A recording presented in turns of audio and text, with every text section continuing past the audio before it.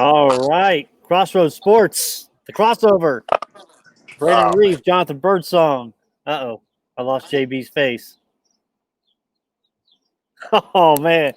We lost him. Anyways, the crossover, midday show edition. I'm your host, Brandon Reef. Jonathan will be joining me momentarily. Let's see. There he is. Third world problems, man. You already know. As soon as we go live, problems. Jonathan Birdsong, we surprising our folks today with a little midday show. We figured we didn't get the radio show this week.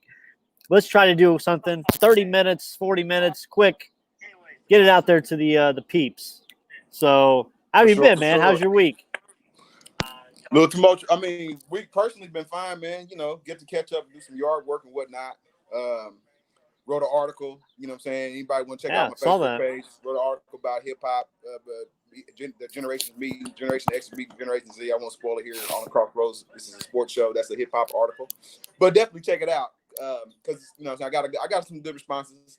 And that's kind of how I run my relationship with me and my daughter as far as music is concerned. You know what I'm saying? But, yeah, check it out for sure. But other than that, you know, as we know, the world is in peril. United States is in peril. Crazy times, man. I smile because it's all right. You got to laugh or keep from crying, man. But not to do. I don't want to. I mean, we can talk about it. That's fine. If you don't want to talk about it, that's fine too. I'm just playing that for a resolution. You know. Yeah, I totally agree. I don't want to dive too minutes because that's not what this show's all about. But yeah, you see the troubling times, and this is, you know, where on top of a pandemic. Lest we forget. Mm-hmm. You know what I'm saying? I don't want to steal your thunder on our first topic, man. You know, the pandemic is still kicking around, and the pandemic has affected our show. Like, you know, so we just like everybody else, we've made do for what we can. You know what I'm saying? And we have some great guests come on the show, whatnot, last couple of weeks or whatever. Not saying nobody else wasn't great when they came on, but the pandemic is still here and it's still affecting the sports world as it should be affecting the regular world. But the regular world's kind of, you know, got other things on its mind right now. Right. But we're still in the middle of a pandemic, man. And I don't know, Brandon, are we going to have a baseball season? I don't think we will, John. Because here's my problem with this baseball. We can't agree on salaries. You hear the owner side saying, hey, since we're not having a shortened season, we want to cut down the salary. So we're taking somebody that would make $30 million and we're going to pay him $6 million. I can see the owner side of it, but I can also see the player side of it as, hey, you told me it's in writing that you're going to pay me this amount for this season, no matter how it was going to go. Right.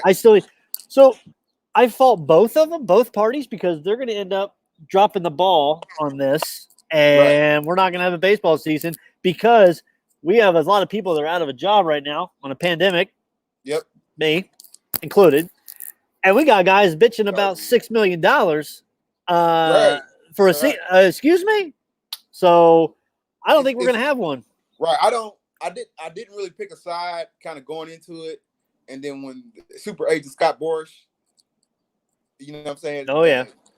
Interjected itself, man. I kind of was like, all right, players, this is who you let speak for you. You know what I mean? And like I know agents are probably good people inside, but agents do the dirty work that as far as negotiations with teams and clubs and whatnot, man. So I don't think the problem is, Brandon, baseball, shame on them, does not have the foresight to understand that you are in a strained predicament, right? So don't think about trying to have 180 games. Quite honestly, don't even think about having 80 games. What would behoove them if they would hire me and you, right?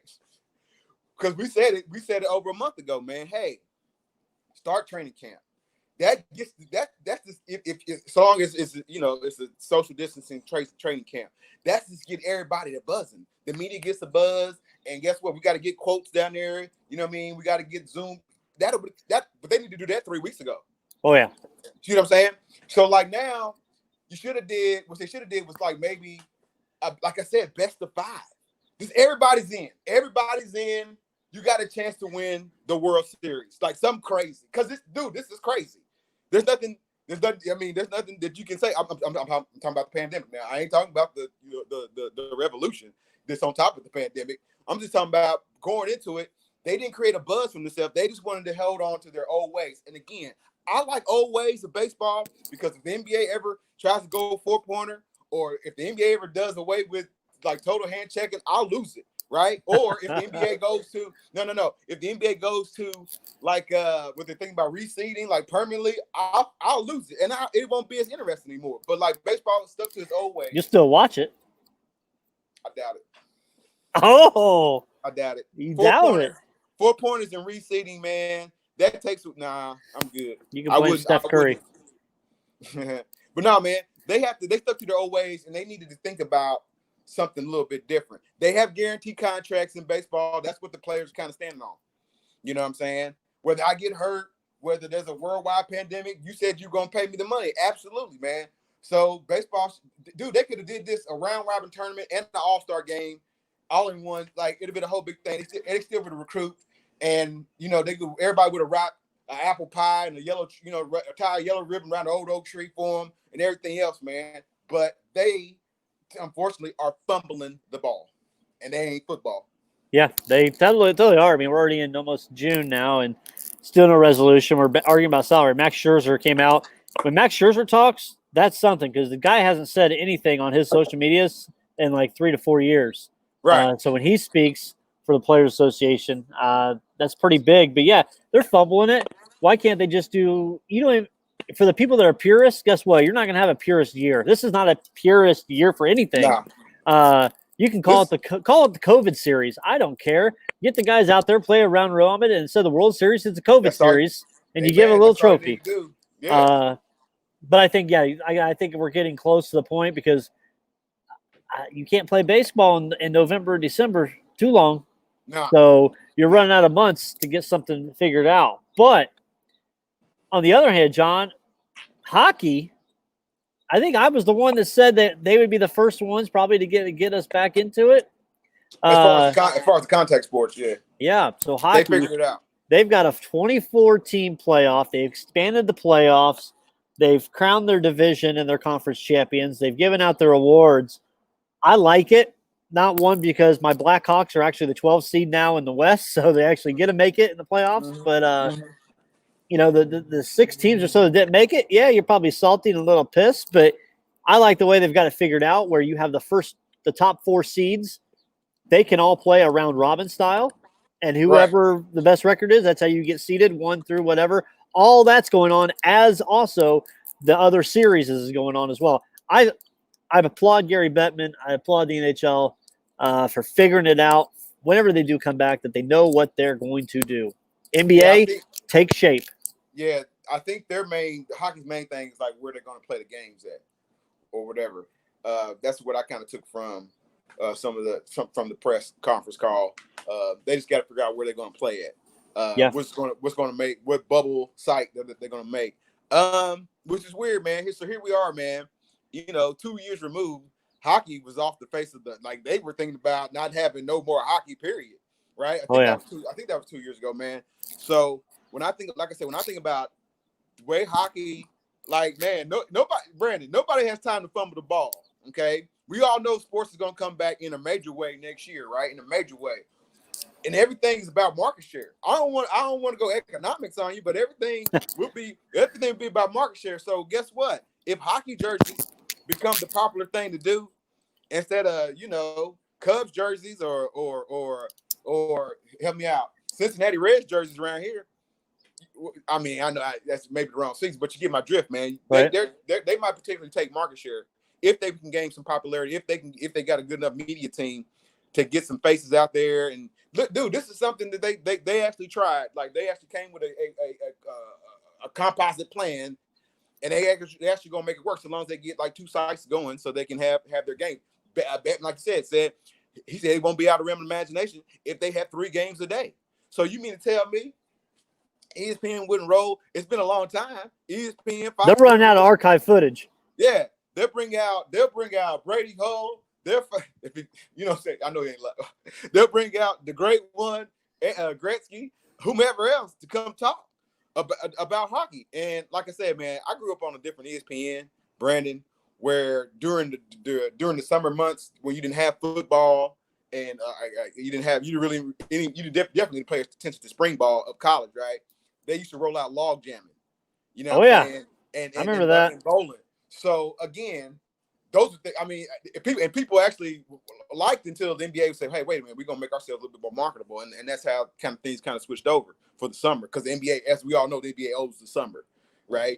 As far as American sports is concerned. But back to the point, man. Gary Bettman said, "Don't be surprised if they have 3 games." And like, it's now people are people are still content heavy. They want to absorb something, man. Don't be surprised if somebody picks up hockey. Yeah, starts watching it.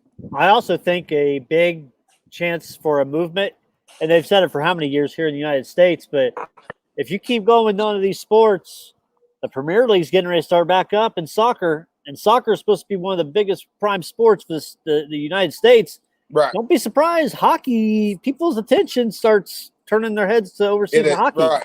Excuse me, soccer, not hockey. Soccer. Well, you know what? I was actually thinking you stole a memory. You actually stole something, nugget from my mind, man. I got to get in contact with the folks over Indy 11. We have a lot of friends. Listen, man.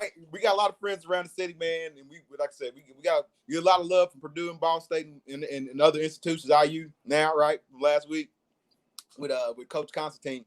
But we got to get in contact. I got to contact our good buddy. Damn it! Now I got to put myself John Coloder.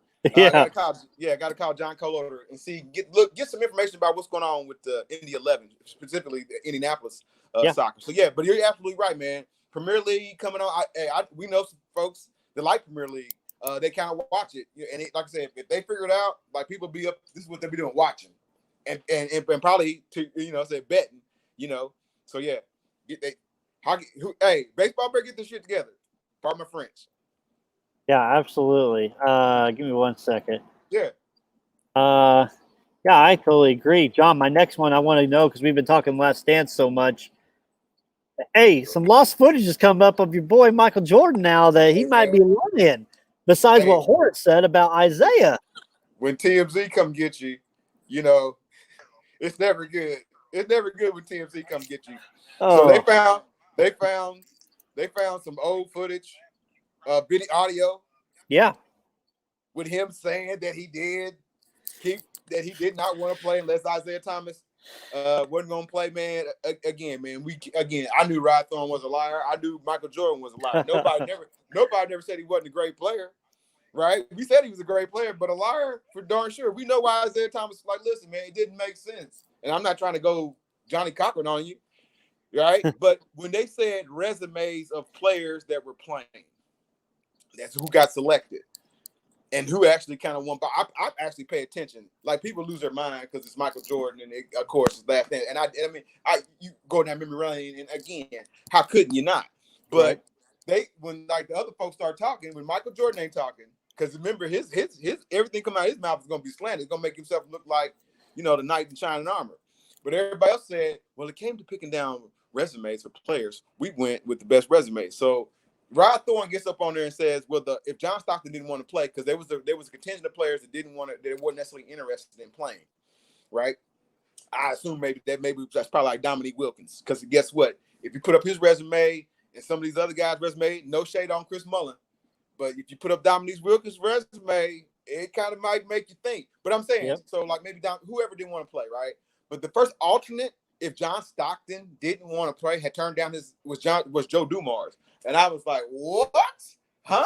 How is that possible? So we're just gonna leapfrog. So again, they are the Detroit Pistons were led by Isaiah Thomas and Joe Dumars. Isaiah Thomas being the A1, Joe Dumars probably being the 1B, right? And Joe Dumars, no shade to him, resume, man, check it. Go look at it. Go look at it, who he had to defend. Go look how many times he was an all-star. Go look how many points he scored. Go look at how many defensive teams he was on. Definitely deserving of it.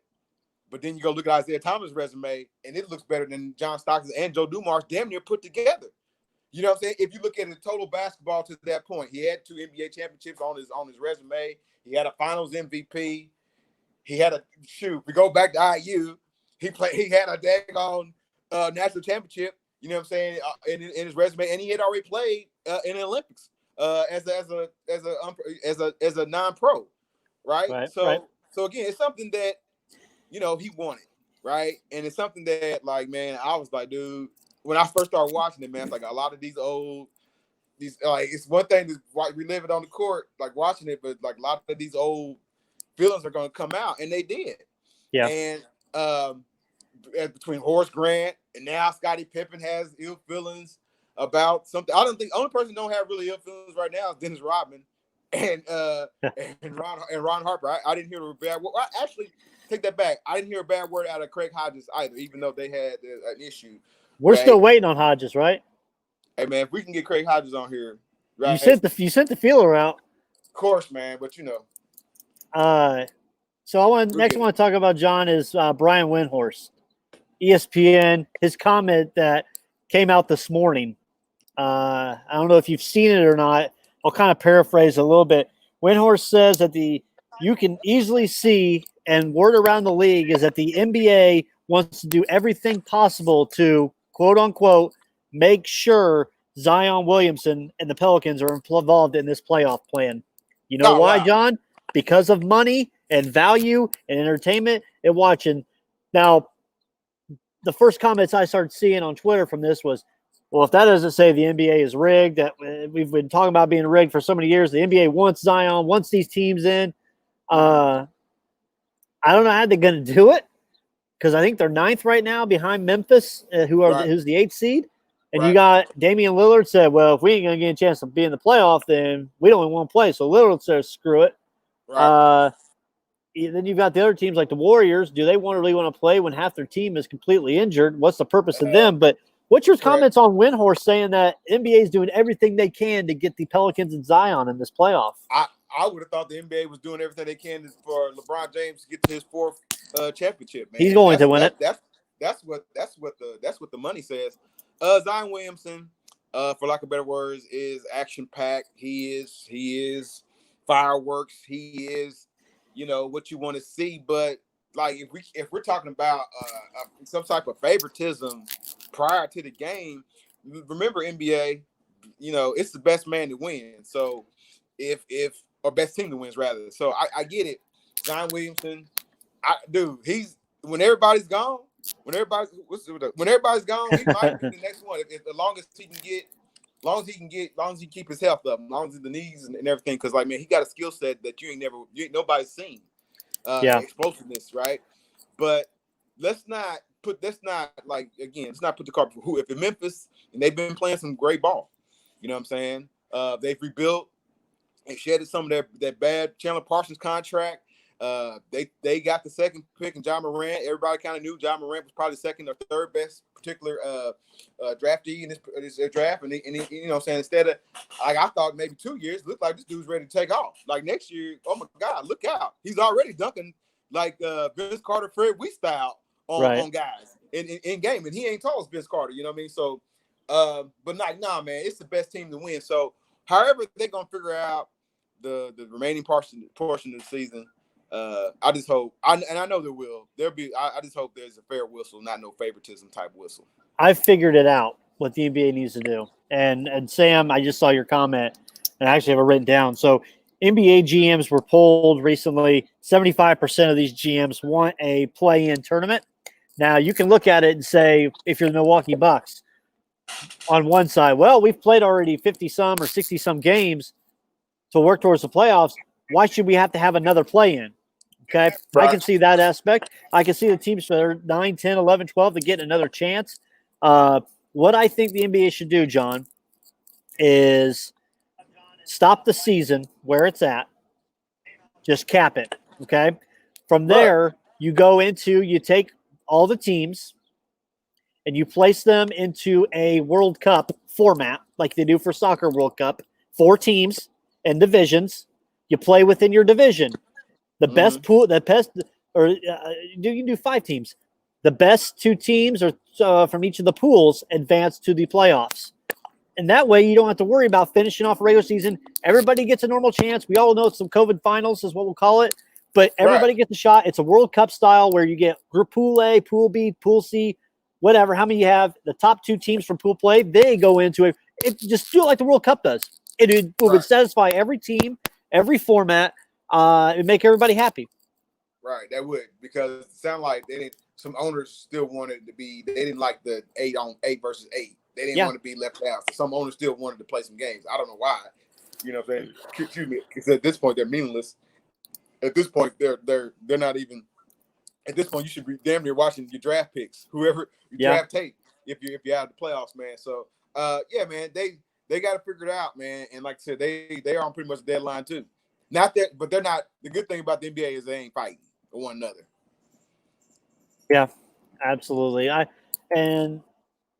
think at Disney you can easily make this work where they're going to have it. And I called it a long time ago. They should have this at Disney. I'm just the NBA Nostradamus. I feel like calling everything for him. I think it's a simpler plan like that. And yeah, you're going to say, okay, what about the 50-some or 60-some games we've already played?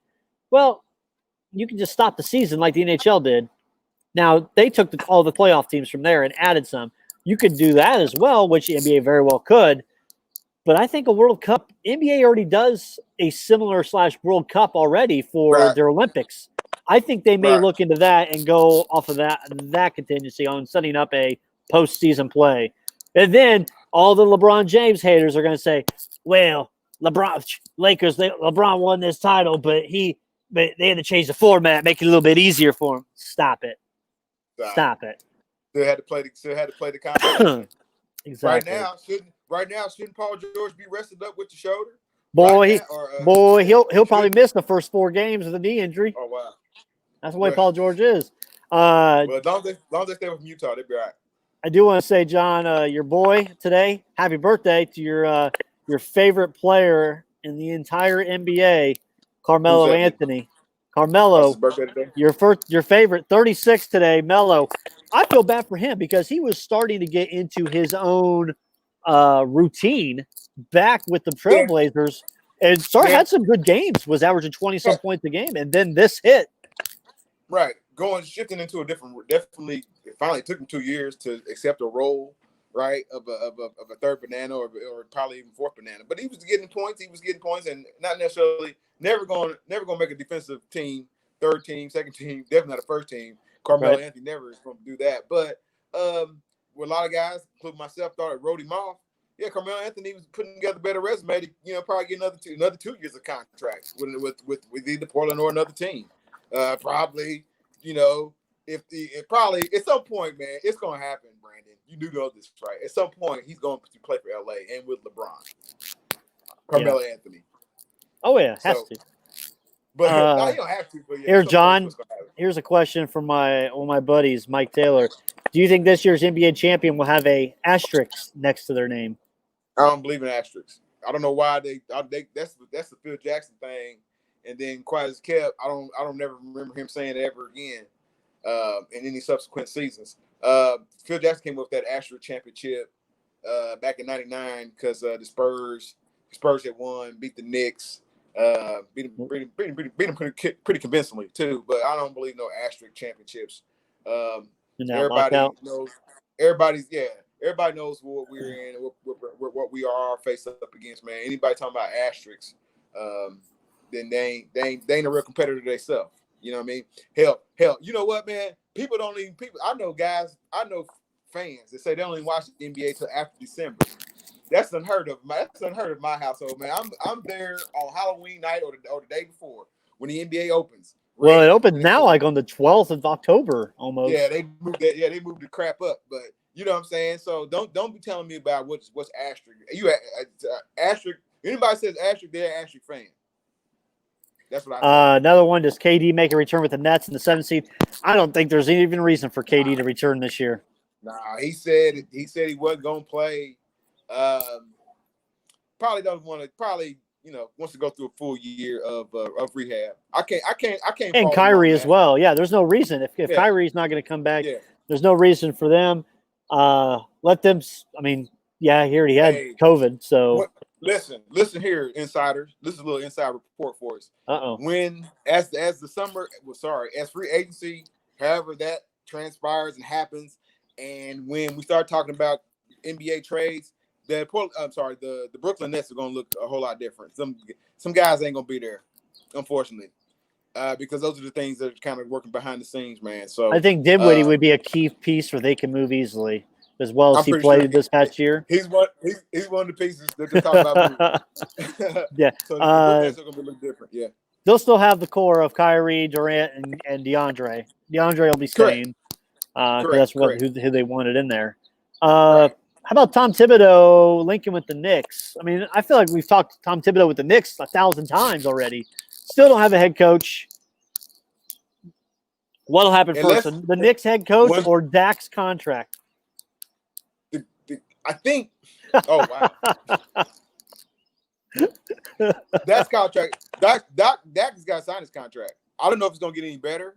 I'll get back to your Nick question in a second. I don't know if it's going to get better for Dak. I heard the numbers, man. Like, dude, you're not as good as Aaron Rodgers. You better than Jared Goff.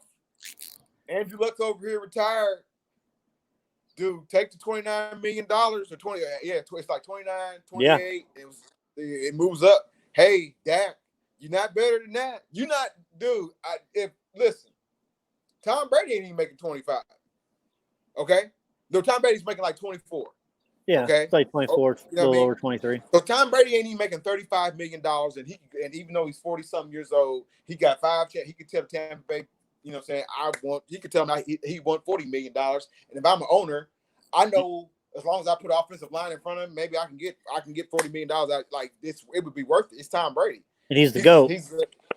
It's never. Never. You see this? Never the GOAT. Stop that. Hey, how many times we have said it's the GOAT and the BOAT?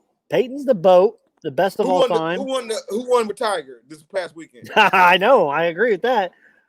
But hey, Brady made, as I said on Twitter, Brady made my golf game seem not too bad compared to how he played. Yeah, I know people giving Brady crap. But we're getting off topic. I think he did hit it. It's another topic. But listen, man, the Knicks won't get any good until ownership gets out of the business of running the team. They got to get out of that. They got to get out of whoever's trying to run the team's way. Unfortunately, they've hired some bad people as far as, you know what I'm saying, as far as like managing and picking draft picks and putting together teams, man. That's as we learn anything. You may not love him or hate him. Jerry Krause was a great architect, just as great as maybe Red Auerbach. Be honest with you, you know what I mean? Maybe just as good as some of the teams Pat Riley, for sure. Pat Riley put together. You know what I'm saying? His ego just couldn't get out of his way. So the Knicks, if they're flirting with Thibodeau, if they sign Thibodeau, that's probably their best bet. But they got to let him do his thing. Yeah. Do the Knicks attempt to package their first in a young piece? For what? DSJ and Knox and ancillary thought for CP3 or another big name needle mover. You want a 45-year-old dinosaur playing point guard? Uh-oh. Now listen, man. CP3 is nice. He's nice, man. But like he's doing well for Oklahoma City. Hey, we all thought. I thought I'll be the first to say before the season, I thought Oklahoma City would be dead in the water as a lottery pick this year. He's kept him very viable, very, you know what I'm saying, in contention for a playoff run, or a playoff somebody get run on, you know what I'm saying, depending on the matchup. But no, man, he still got some game, but like, no, I wouldn't. There is nothing great of a great value. I kind of see what my man's saying, right? The Knicks do need a point guard. If you're not necessarily in love with Ball, who's coming out, hey man, the kid got talent, just probably a little bit more talent than his brother. Be honest with you. Ooh. Than Lonzo. Melo got a little bit, yeah. But here's the thing, man. It's New York. You're dealing with headache market. So would I trade the pick for Chris Paul? Never. No, sir. No. Would I trade the pick for somebody a little bit younger? A package? Yeah. Somebody, just kind of just wasting away. You know what I mean? On somebody's roster. I can't think of anybody right now. Oh, let's see. As a point guard? As a point guard. I can't think of nobody right now. How shiny are you wanting the point guard to be? If you want a serviceable point guard, get Gary Trent Jr. in there. Or Patty Mills. Patty Mills wouldn't be. I'm thinking that style. Yeah, Patty Mills wouldn't be, as long as he, Patty Mills is, veteran guy. Yeah, Patty Mills, but like it ain't as sexy as Chris Paul. Or you just keep the pick. Again, this particular draft, it's some guys that can play. What's the Wizards going to do? Are they going to keep Beal and Wall, or man, Beal? They dealing with some severe economics there in Washington. Dude, I was just talking with some folks about John Wall's contract. John Wall's doing a lot of great things in the community for the Washington Wizards, as far as like helping people pay their rent or whatnot, and doing some other type of charitable give back. But like, dude, this dude makes $42 million this year, $41 million, and $42 million another year. And this last year of his contract expires 2023, and he makes $47 million. One, he ain't tradable. He ain't tradable. No, he's not, because like he hasn't played any games preseason or anything else in the last 2.5 years. Yes, he has come out and said he's 110%. There's no way, if I'm a general manager, that I would trade. And there's no other bad contract out there anymore that I would want to absorb, like to take on John Wall's contract. Not right now. He's due $127 million in the next 3 years. He's got the talent, Brandon. He always had the talent to back it up. That's how he got the contract. Unfortunately, either the mind couldn't, like, he got injured. He's very injury prone. That's one. But also, it was always a question, like, did he have it in between the mind, like, to take it to the next level? So, I agree. Again, man, he's 110%. Dude, why would I just kick out Bradley Beal just because we signed John Wall to a bad contract 2 other general managers ago? It ain't Bradley Beal's fault. If there was rumors of them not getting along, guess what, man? I live in the world, Brandon. We just saw it. Who cares if you don't get along? If you can win, they would have the potential. Let's say, for argument's sake, I'm telling you, John Wall had like the passing ability of Rondo and the athletic ability of Kobe Bryant. Like, he could, like, I found some old YouTube of him in Rucker Park, man. This dude could go behind his back and dunk and like all kind of craziness, man. 3-ball wasn't necessarily great. He could hit some big shots, but he could get to the rim. Like I said, he's getting to the rim. He was like, of all the athletic guards we just saw between Derrick Rose, Westbrook, he would probably fall in between those two as far as athletic point guards. He's probably the most athletic point guard between those two. I don't know. I can't. Right. I remember I'm talking about vintage Derrick Rose and what Westbrook kind of does right now. John Wall, it's kind of hard. They probably got more W's behind their name because they had better teams constructed around them. But again, John Wall, extreme talent, man. If he can get it, if he says he's 110% next year, and they can patch up, they could be kind of special. They kind of got a young core because they've acquired draft picks like over like the last 4 or 5 seasons or so. So it's kind of like, what can we do with him? But if he can play, I wouldn't necessarily trade Bradley Beal, like, dude, you're gonna have to play with Bradley Beal because there ain't nobody else coming here. Nobody else is going to the Wizards. Michael Jordan, that's about it. Come out of retirement. Yeah. No, I totally agree. I think, Bradley Beal, he's the only one. I think the dude, what he had 3 or 4 straight 50-point games this year, and they still took 4 L's, 4 losses, and all of them. Yeah. So, you can sit there and score all the points, but yeah, it's I'm trying to think, like, when is New York going to get their pride and joy, their big star player? And let's think back. So they got Ewing in 84, right? Yep. 85. Their next star big name player was probably Carmelo in a trade. So from 84 to 2000 and I don't know what year that was. They picked up a lot of free agents in between time. They always try to put together a good team around Pat. They brought in Allen Houston. They brought Larry Johnson. However they got him. They brought in Latrell. We all know they traded Cartwright for Oakley. That's how he became a member of the Knicks. They got Larry Johnson. Charles Smith back in the day, Xavier McDaniel. They always brought, like, that's one thing Patrick Ewing can never say is they didn't try to help him, you know what I'm saying, surround him with talent. And they brought in, you know what I'm saying, and a coach. It's just like I said, right now, man, whoever, they just can't get out of their own way. David Lee and Zebo. Wow. Yeah. Shout out Zebo. At the end of their career, yeah. Couple things, John, I have left. What you got? Indiana and Kentucky, they can never put a series together. They can't agree upon it. I said a while back they should just play it at Banker's Life, or even find somewhere or play it. Or no, I said play it in Louisville. That way, Kentucky hates Louisville, and Indiana's got a neutral place they can play in Louisville there at the Yum Center. But Kentucky and Notre Dame just agreed upon a 3-year series. We talked about Purdue; they would stick it to IU by sitting there putting it in, but yeah, Kentucky. Coach Cal, 3-year game against Notre Dame. He's scheduling. That's a damn shame. They're going to blow Notre Dame out the water. Shots fired from Melvin Gordon today.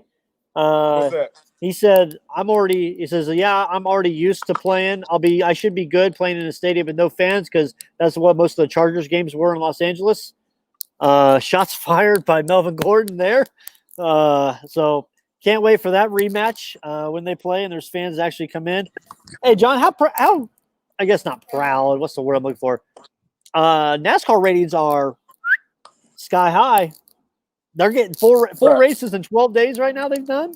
Ratings are doing well. Again, man, people are kind of starved of attention. And even that, so like, let's say if you're a casual race fan, is any cars running right now? No. Next weekend, right? Or 2 weeks. The 11th. Right, but I'm talking about no Indy cars running right now, and we know those fans can can kind of cascade over from time to time. I've seen it. I've seen this town turn from an Indy town to turn into a racing town. Period. It's still pretty much an Indy town. We know that, but it turned into a racing town. Period. Now there's been some crowd dwindle with the Brickyard, and like the last couple of years, that's because of politics. You think Penske's gonna let that? You know what I'm saying? That Brickyard 400 go to waste? No. I don't. You know what I'm saying? So he's already got some things kind of, you know what I'm saying, rolling through his head. Unfortunately the pandemic hit. I think they're gonna turn Motor Speedways. It's gonna have more concerts, and I think it's gonna have more races. Yeah. Well, they've already added another IndyCar race for October. I think I said in our last radio show, talking about the Indy 500 that they didn't have, obviously, but also just talking about the race. I think you can bring back race fans. I put in perspective the Indianapolis Motor Speedway. You can hold 300,000 people in that place, okay? Right. I think you can easily do, as I said the last show, about 10,000 people in attendance. You can space them around the track far enough. You say you have 42 rows of seats, and there's 30 seats per row. Okay, and that's just in one little section 112 per se. You can space them out there all around the track. When you enter the stands, the gates, your ticket says you can enter at this time at this gate. So you can only enter during this time frame. That way, it limits the number of people that are going to be standing in line for that stuff. But we'll see. Last thing I have, John. Yeah, compliance, exactly. Last thing I have, John. I felt like I was watching WWE Raw 1998, Stone Cold and Tyson, when I saw Jericho and Tyson pushing, getting into it.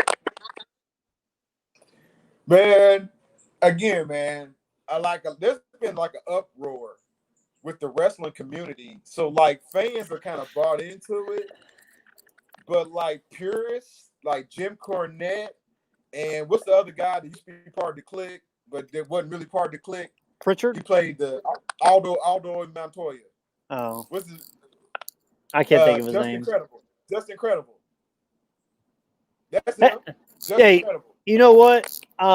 Anyway, they've been pissy about it because they couldn't believe that they actually brought a horse out from because like my man jumped out on a horse, and then like there was a whole bar scene the last pay-per-view. Like, get over it. The same dudes forget that. So wait, Ron Garvin.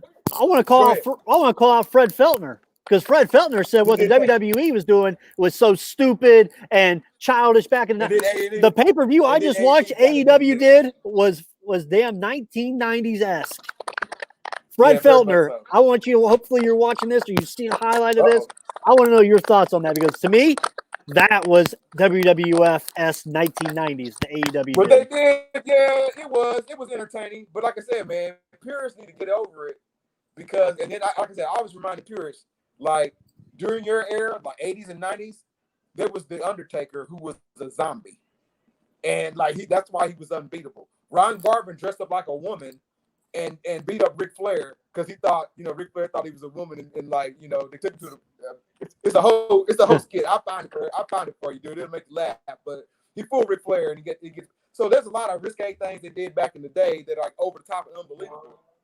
And so I don't know why they always think everything got to be in a ring, especially when we've already kind of jumped that shark anyway. Hey, how about this weekend? Stinger going to be on WWE Network. Does lost tapes from Sting. What are they trying to do? Because like I heard Sting's coming. I heard Sting's going to TNT. He's going to TNT. That's what I heard. I don't know, but you need to watch the WWE Network. Your lost tapes. By the way, I watched The Undertaker. Did you see the clip I sent you this morning from The Undertaker? I guess I still gotta check it out. I guess there's some beef between him and Hogan. Well, based on based on the Tombstone at Survivor Series in '91, that Hogan said, "You did it, brother. You hurt me, brother." And Hogan put on this big persuade about it, and Taker's like, "Oh, I'm sorry. I just killed the biggest guy, and get my wife and kids on the phone. He could hear him." And then 2 days later, Taker saw the tape, because you didn't get to see tape back then immediately, and it wasn't even close to hurting his neck. And Taker goes, "After that conversation, I knew exactly what to expect from Hulk Hogan." So watch that. I want to know your response. But I'll check it out. Hulk Hogan, he's gonna be making a comeback. I don't know why. Stop it. He is. He's making a comeback. I don't know why though. Anything else, John, before we wrap up? No, man. Hopefully, we put together a little podcast between now and Wednesday. If not, we'll be back. We'll be back to probably this little format. Been good interacting with everybody. Everybody stay safe. Yeah, good midday show, surprise show today, and good interaction. So everybody had a great weekend. It's supposed to be great weather, so get out, enjoy it, have some fun. We'll see you guys next week.